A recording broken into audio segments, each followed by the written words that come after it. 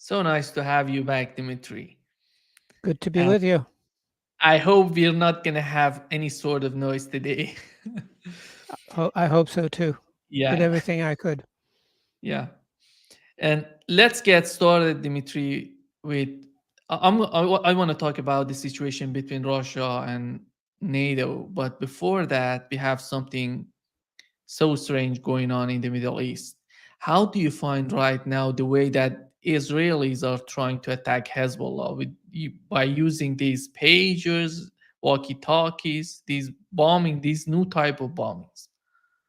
Well, it looks like Mossad was able to infiltrate the process of making batteries so that the batteries, which are the most substantial kind of black box item in most of these modern devices, uh, be they electric cars or pagers or what have you, so that they're part battery and part explosive, and they figured out a way to make them explode by issuing certain commands over the air, over the airways. And so this may be efficient from the point of view of the Israelis because they blew up some number of Hezbollah people or hurt them. Some of them even killed. Blew the arms off people, killed one 9-year-old girl, etc. But that's nothing for them. They're in genocide mode anyway. But but what this has done, and this is part of the story that everyone seems to be missing until now, is that okay, the United States is no longer a sovereign nation because it's basically its government is stalked by transnational corporations that keep their cash offshore, don't pay taxes, etc. But the U.S. government is also run by the Israelis, so it's sort of a split brain patient, if you will. The U.S. is. Part of its sovereignty has gone away to transnational corporations, and part of its sovereignty has gone away to Israel, which owns half of the U.S. Senate and has infiltrated special services to a great extent in the United States. And as a result of these pagers and phones and electric mopeds and what have you blowing up because of Mossad building explosives into the battery packs, is that they're no longer really popular with the transnational corporations, especially the technology corporations. Companies like Apple, companies like Google, all the big ones, um, Meta, have spent an inordinate amount of capital convincing people to keep close to their electronic devices at all times, keep them on their bedstead at night as they sleep, keep them in their pocket as they walk down the street. Um, you see hardly a woman walking down the street wearing jeans without a phone sticking out of the back pocket. Now, as of yesterday or the day before, whenever that happened, these people now know that these things could explode at any time at the whim of some crazy Israeli operative. That does not make people comfortable with these electronic devices. So that does two things. One is down the drain goes this giant investment by technology companies to make people love and fondle their little electronic devices. That's one. And two, big technology players like Russia, India, and China have now understood that they have to really sever ties to Western technology, literally blockade it, and so that doesn't sound very good at all if you're one of the Western technology companies. So this is another civil war brewing, in addition to the one between the pseudo Republicans and the pseudo Democrats in the United States. This one will be between the transnational technology companies and sovereign technology companies in countries like China and Russia. And so that's a very interesting development where you basically, um, well, the Israelis they burnt down the house to get rid of the cockroaches. That's basically what they did. Not a very good plan, not very smart. Jews are supposed to be smart people, and look what they did. Yeah. But in your opinion, are they trying to intimidate Hezbollah and that would work in the region in the way that they're thinking of? Because right now it doesn't seem that would work for them. No, it's like poking a hornet's nest with a stick. Not a smart thing to do. These people want to martyr themselves. Hezbollah, what does that mean? Slave of God? I think that's the translation. I don't think they care whether they get killed or not, as long as they take some Israelis with them. So now they're a little bit more mad than they were before. Is that a good result? I don't think so. But do you find it as a sign of escalation between Israel and Hezbollah? Because right now we know that Israel desperately wants to attack Hezbollah. And they're doing right now. They're bombing the southern part of Lebanon as we talk. And they did this attack as well. This pager and walkie-talkie, this electronic. And at the end of the day, in your opinion, they're seeking to intimidate or they're seeking for some sort of escalation. Well, look, a lot of different parts of the world, a lot of different players are waiting for certain other players to curl up and die. That goes for Israel, that goes for the Ukraine, that goes for the United States. If you check out the financial position of the United States, it's basically going to go bye-bye. It's I don't remember the exact numbers, but the amount of debt that needs to be rolled over the next year exceeds the total revenues of the U.S. government. You could call that an unhealthy situation, or if you regard the United States as a company, it's it's bankrupt. It's basically it's done. Um, Same thing with Israel. Its biggest port, Eilat, is bankrupt. It's bankrupt.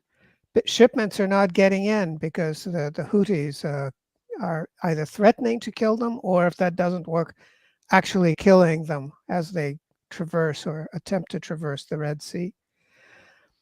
Israel is losing lots of money. Its GDP is down 18% year on year right now, or 19%, something like that. For a little government, for a little fragile economy, that's deadly. Tourism is completely gone.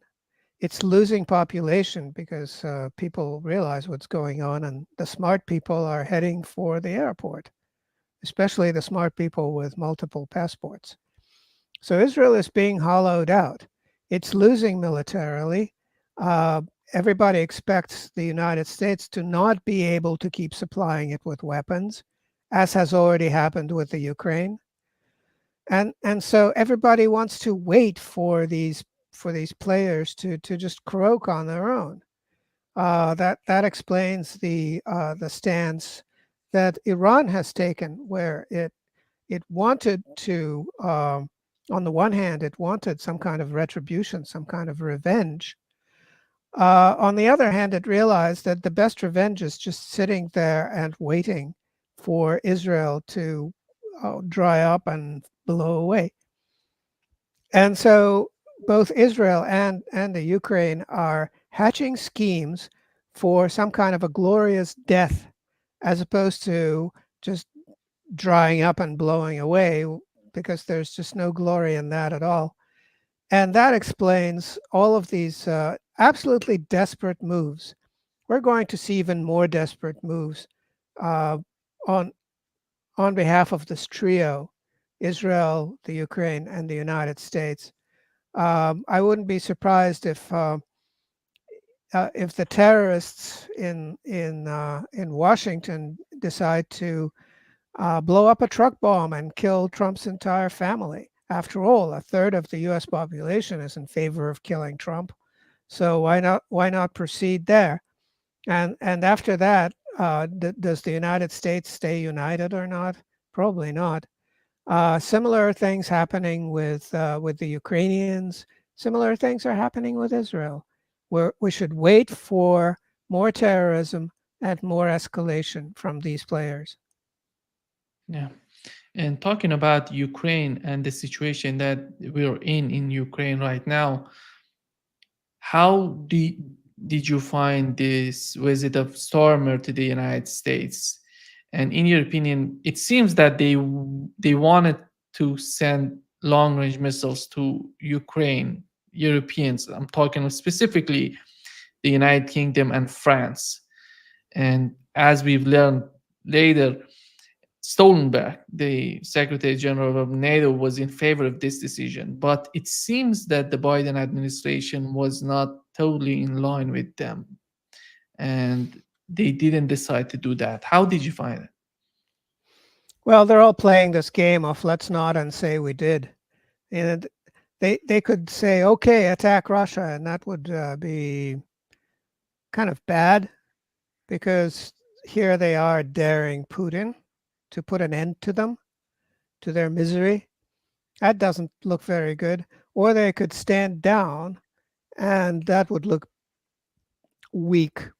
And their electorate would think, well, why are we spending all this money on defense if it's so pointless?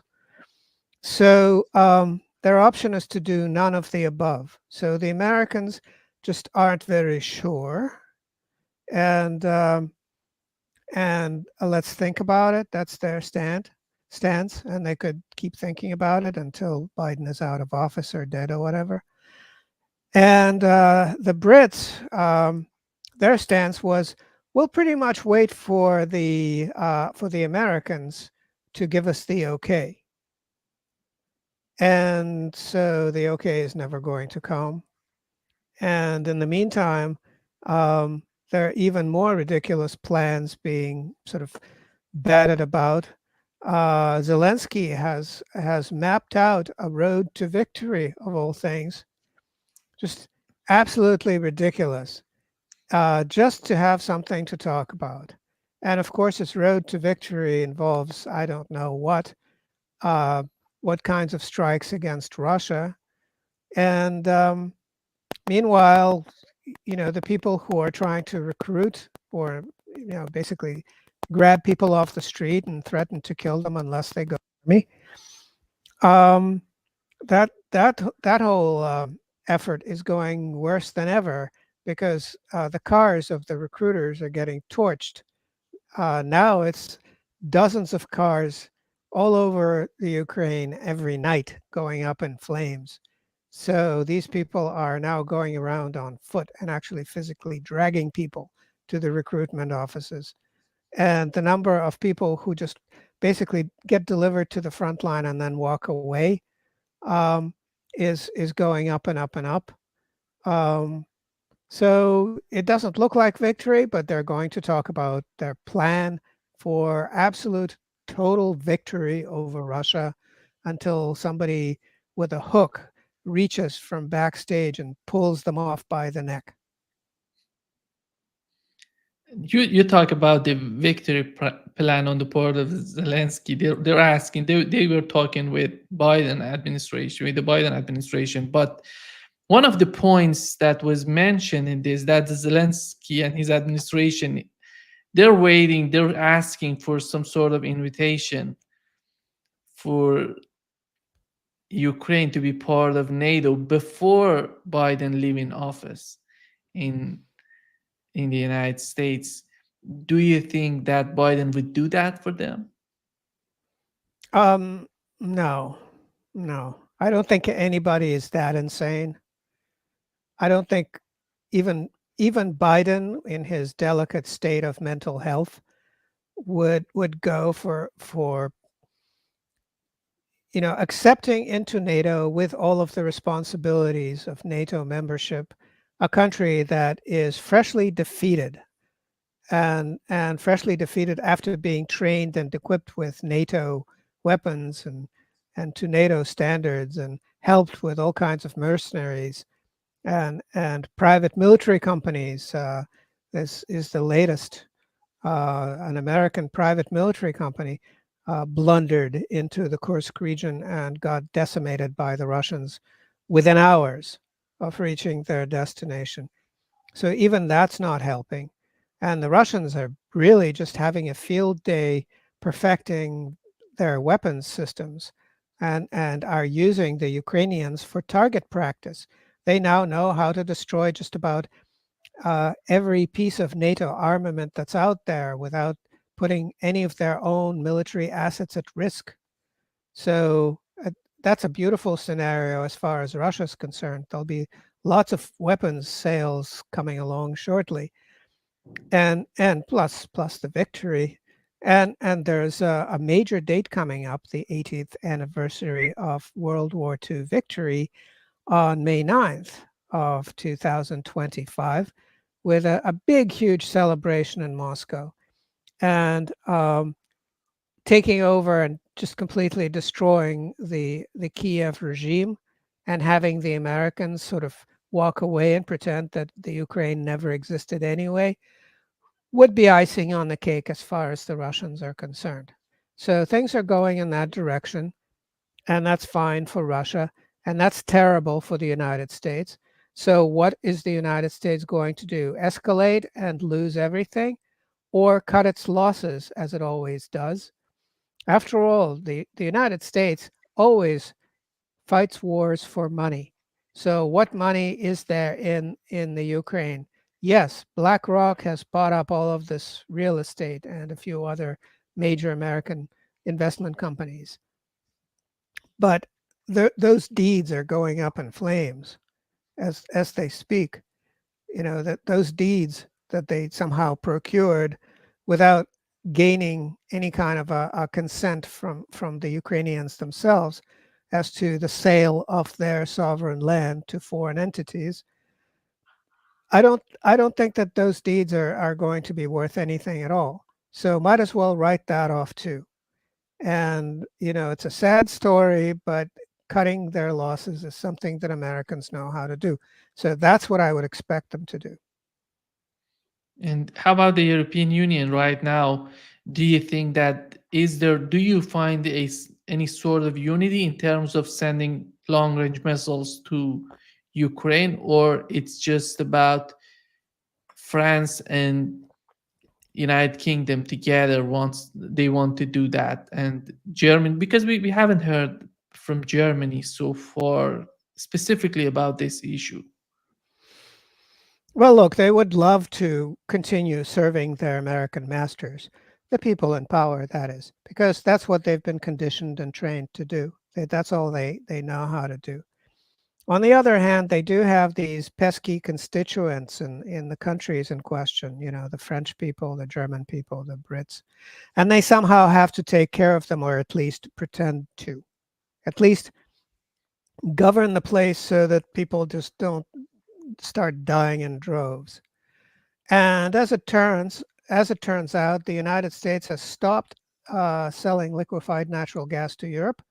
So now most of the liquefied natural gas comes from Russia.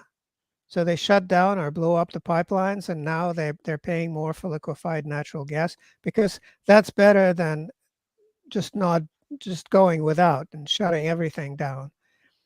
And in general, they're coming to an understanding that the United States can't help them because the United States doesn't own the United States. Some transnational companies do, and they're going to maximize their revenue. They're not really all that interested in these politics. They're interested in revenue.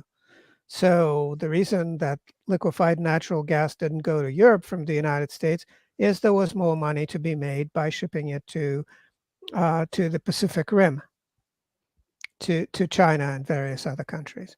And so that's an example of how America functions. It says it will do one thing, but then it says, oops, it's more profitable somewhere else. And the Europeans are forced to come to that understanding because the alternative is freezing to death and lights out, etc.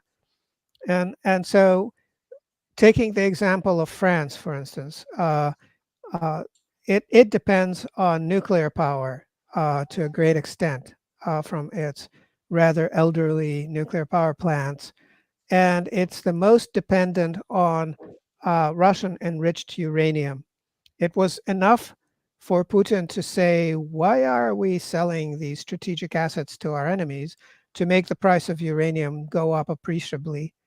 And the French, and it made the French realize that if they really step out of the way to hurt Russia on behalf of the Ukrainians or whoever, then it's going to be lights out in France.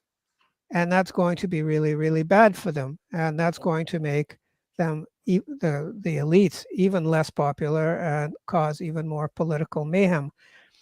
So that is a major limiting factor on going to war against Russia, with or without Ukrainian help or whatever. And so the realization is sinking in.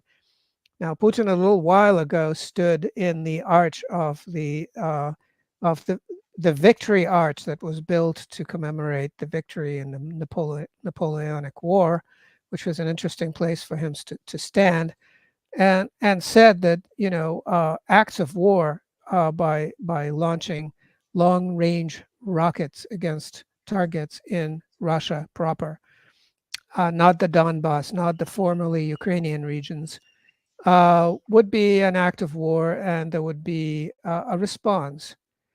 Some people were saying that, well, the Europeans heard that and the Americans heard that, but the effect will wear off in 2 weeks. Well, we'll have to see whether that is true or not. I expect that there will be some residual effect. How, in your opinion, the message of Putin right after this decision, that we've heard that they're trying to make a decision to send these long range missiles to Ukraine, but after that, Putin said that if you do that, we're gonna attack you, we're gonna respond to you. Do you think that was the main reason that Washington and Pentagon decided not to go, not to send these missiles to Ukraine, or something beyond that, beyond behind the scene, or through back channels they're talking about these things? I think it's much more straightforward than that. These rockets have been flying and they've been attacking Crimea and various other regions. The rockets are there, the missiles are there in the Ukraine already. The crews that launched them are already there in the Ukraine and have been programming and arming those missiles. Maybe there's a Ukrainian to push the big button, but that doesn't really matter. The Ukrainians, as Putin pointed out, don't know how to operate these weapons. They don't. So it's not them. It's NATO countries that would be shooting at Russia, and therefore it would be a war between NATO and Russia. Forget Ukraine. It has nothing to do with Ukraine. Ukraine is just territory occupied, temporarily occupied by the United States. That's all it is. Um, Zero sovereignty, zero decision making potential or ability. So Putin basically said that if it's war, then it's war, and our response will be whatever it has to be to put an end to this. And that made people pay attention. Now, what they said to each other and whether there were any back channels, I can tell you with absolute certainty that there were no back channels, that there was no secret negotiation between the Russians and the Americans or the Europeans or whoever, because Putin doesn't do things that way. Putin is the master of public diplomacy. He announces his decisions to the people before he announces them to the elites that he's supposedly going to negotiate with. That drives the Americans and the Europeans absolutely insane, because their idea of diplomacy is by secret deals. They're pre-programmed for corruption. And so here they're dealing with somebody who is incorruptible. How can they possibly deal with somebody like that? And that may explain some of the complete lack of understanding between them, but that's where it stands. Yeah. And the other aspect of this conflict, Dimitri, would be how the European Union is thinking of this conflict, because when you look at the latest debate, the debate between Kamala Harris and Donald Trump, even with Kamala Harris, she was saying that she would support Ukraine if she wins. But you don't see that sort of certainty in her talk when she was talking about it. Donald Trump is totally against the conflict in Ukraine. And at the end of the day, we know that those people behind the scene are taking these decisions. But it seems that there, as you mentioned, there is nothing coming out of Ukraine in favor of just the United States economically. How do you see right now the way that they're talking about, and the way that the European Union is perceiving what's going on in the United States? Because recently there is an article in Bloomberg, they're talking about that the United States would leave Europe alone with what has happened in Ukraine, and they have to manage the situation. It doesn't matter if Kamala Harris wins or Donald Trump. And do you feel that the European Union understand? Does the No, European Union understand what's going on in the United States? Considering even Bloomberg is talking about it, how do they feel about it in your opinion, or they're not willing to think in this way? I think that thinking of the European Union as an entity having a brain is what's called misplaced concreteness, the fallacy of misplaced concreteness, because there's no such brain. They're just a bunch of useless people, and most of them are just talking past each other most of the time. So, what is of interest to the Europeans that you can see in their behavior, starting with Germany, and now it has spread to a few other countries, such as the Netherlands? They're shutting their borders, supposedly because of refugees. Is there a huge flood of refugees right now coming in that calls for such measures? No, they already let in the refugees. They already have a huge refugee problem, right? So that's like shutting the doors of the barn after the horse has escaped. That's what they're doing. So why are they doing that now? Because only a stupid person doesn't understand that there's going to be millions of refugees pouring out of the former Ukraine as soon as the Kiev regime falls, which it will. Between 3 and 5 million Ukrainians will pour into the European Union and claim refugee status, political refugee status. Look, we're escaping from the Russians. And given what the Europeans have been saying all along until now, with the sanctions packages against Russia and all of this anti-Russia rhetoric, they won't be able to say, no, you're not political refugees. You're just riffraff. You're just looking for a handout. No, we won't let you in. So what they want to do instead is make it somebody else's problem. They can't just say, no, we won't take any refugees at all. They will say the countries that have to take the refugees are the first European Union country that those refugees touch. So if a Ukrainian ends up in Slovakia, that's Slovakia's problem, not Germany's problem, etc. That's what they're trying to build up to. And they're in absolute agony as far as putting that through. Of course, nobody in Brussels wants to hear anything about it. They're happy. They just figured out how to get get more women into into the governorship of the European Union. Ursula von der Leyen got some more women in there. That makes her happy.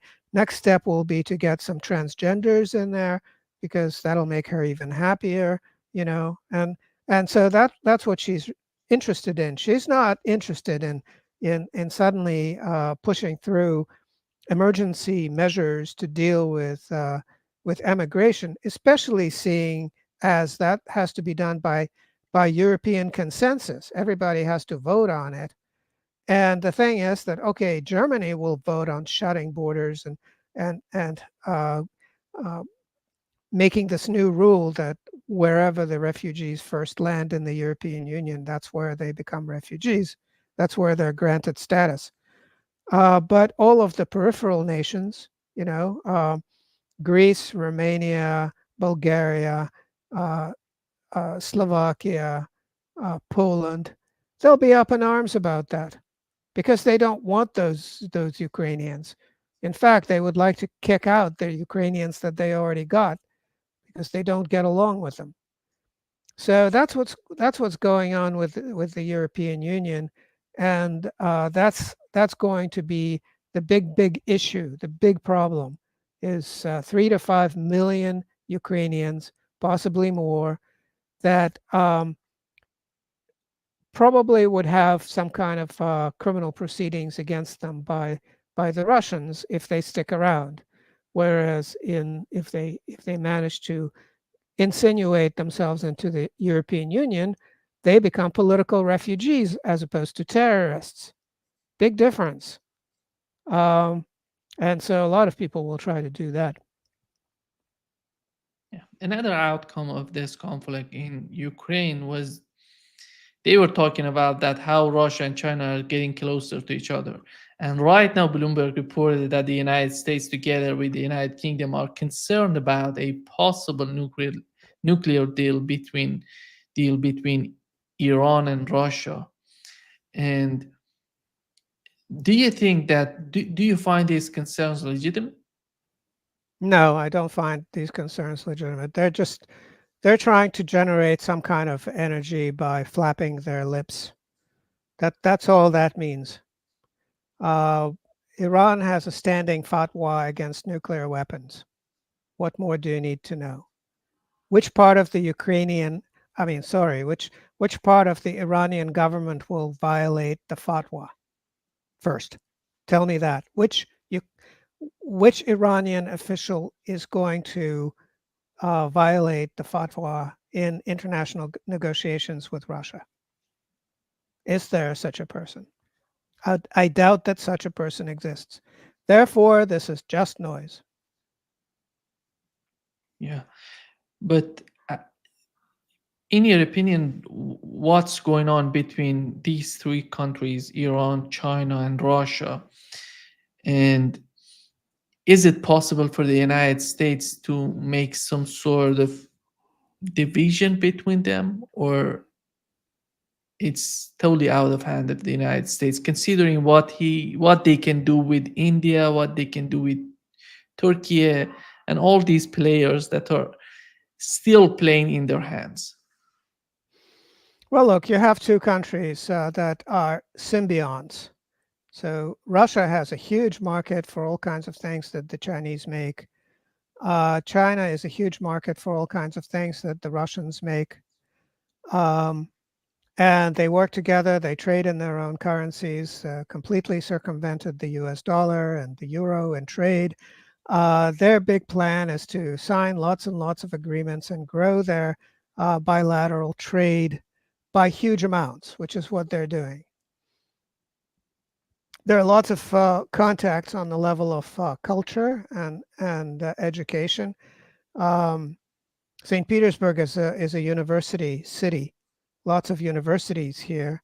Lots of Chinese students, and lots of Russians are learning Chinese. So the two countries are melding. Now if you're a Russian, you learn English because that's what they teach in schools. But there's always an after school program where you can learn Chinese as well. Lots of kids in my family, to my surprise, have suddenly realized that their job prospects will be so much better if they learn Chinese in addition to English. So that'll be the most important foreign language in Russia moving forward. So these are things that are actually happening. And then, like I said, Americans are making mouth music about, oh my God, we pushed Russia and China close together. Well, maybe the United States had something to do with inspiring that, but there are lots of other inspirational moments, let's put it that way, that have nothing to do with the United States.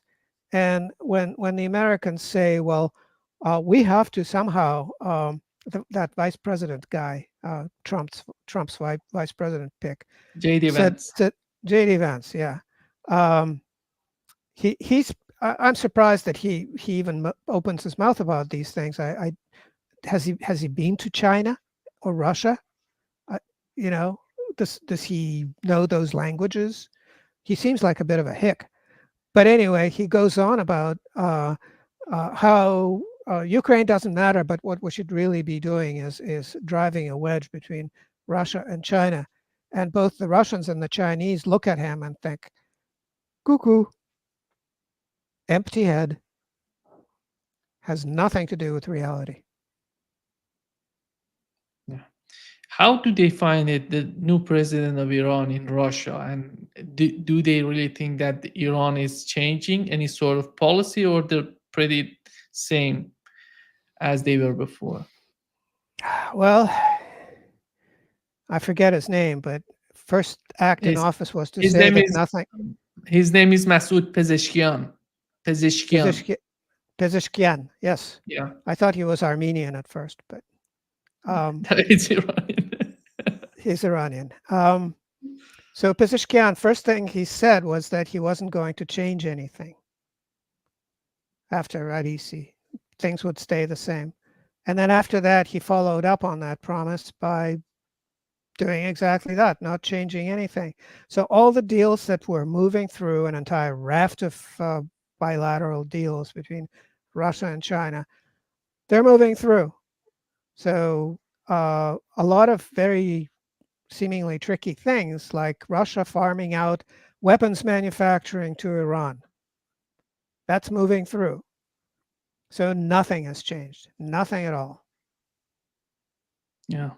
And it seems that they're getting, in terms of their economy, how do you find, it seems that they're getting along, they're trying to find some sort of solution to have not only between Russia and China, but all these countries, Iran as well, Azerbaijan, maybe, because it's part of that project that goes from the north to the south. And how do you find that project right now? Is that, are they going to do something substantially in this coming BRICS summit in Kazan? Well, I think it's separate from the BRICS summit, but I think the paperwork has been pretty well signed and worked out, and it's all about the details. It's a huge project, lots of coordination, but it's happening. There'll be a corridor that will bypass the Suez Canal and Gibraltar, and will make the U.S. Navy kind of irrelevant in terms of keeping the sea lanes open, which it is already, given its wonderful performance in Yemen and in keeping the Red Sea and the Suez Canal safe for Israeli-bound shipping. So this is another project that basically completely sidelines the former maritime empires of Great Britain and the United States, and it's moving forward. I don't think it particularly has to do with the BRICS summit. There are a lot of other issues to sort out at the BRICS summit. I'm waiting to see what to do about the unit and about this project of basically making bilateral currency transactions in trade kind of transparent, sort of building these wormholes, these financial wormholes between different economies so that nobody has to mint extra money to fund foreign trade, and nobody has to even touch the dollar or the euro in order to trade with other BRICS members. That's a good plan. Lots of details to be worked out, in particular how to price the unit. And we should expect some details of, I hope to hear some details about that from the summit. That's probably the most important thing going on there. Uh, Cuban ambassador to Russia confirmed that Cuban president received an invitation to the BRICS summit in Kazan. And how important Cuba is for Russia right now. Uh, I don't know that you could say that it's strategically particularly important because Russia doesn't really need a land base close to the United States in order to reliably destroy the United States using nuclear weapons. It also doesn't need it for any other purpose. It has lots of other ways of reaching the United States mainland if the United States decides to actually pick a fight with Russia, not through a proxy like the Ukraine, but directly. And so Cuba is a project that started under the Soviet Union. There's a great deal of love and affection between the peoples. Cuba is a favorite destination uh, for Russians who want to spend some time on the beach. Although expensive because of the airline tickets being rather expensive, and wonderful place for the Russians to visit because here you come to a place where everybody absolutely loves you. Um, all you have to do is put a little Russian flag on yourself somewhere, and you'll just get the most wonderful treatment imaginable. So the Russians certainly love that, and also, in spite of all of the economic difficulties that Cuba experiences, all of the shortages because of the blockade, the problem of having everything shipped in from far away and therefore more expensive, all of that, and that sort of creaky socialist regime that they have, where there's inevitably a bit of corruption and inevitably a bit of heavy-handedness on the part of the government to fight that corruption or at least keep it in check somehow. In spite of all that, there are some joint projects between Russia and Cuba, economic projects, that are moving forward pretty well, such as building tractors, just as an example. So there's a lot of good emotion between Russia and Cuba, as is between Russia and Nicaragua, Russia and Venezuela, etc. And so the Russians make use of that to the greatest extent possible because that's Russia's soft power to a great extent. It's not so much even that there's a military advantage in having these nations as allies, as there is in having them as friends. Yeah. To wrap up this session, Dimitri, we've learned that in Burkina Faso that Russia is there right now, and the Islamists, these radical Islamists, are attacking the government. And in your opinion, is who's behind this type of activities in Burkina Faso? Because I don't how know. I don't know. nobody knows the, because everything we talk about something in Russia, in this conflict, in these radical Islam is just popping up and doing something. It's unbelievable. And yeah, Radical Islam is an American project. Islamic terrorism is an American project. Through So if that pops up somewhere in the world, look for the CIA standing right behind, giving it training, weapons, brainwashing people, etc. yeah, But that's just the rule of thumb. yeah. Thank you so much, Dimitri, for being with us today. Great Thank you. pleasure as always. Thank you. Bye bye. Bye bye.